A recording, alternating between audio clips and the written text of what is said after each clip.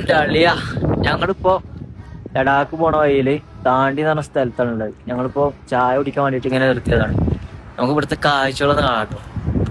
ഈ സ്ഥലത്ത് ചുറ്റും മൗണ്ടൻസ് ആണ്. നല്ല ഭംഗിയാണ് ഇവിടെ കാണാൻ.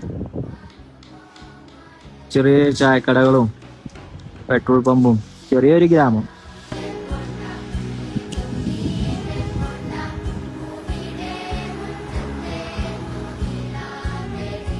നമ്മളിവിടെ കാണുന്ന ഓരോ കാഴ്ചകളും പറഞ്ഞറിയിക്കാൻ കഴിയില്ല, അത്രക്കും ഭംഗിയാണ്.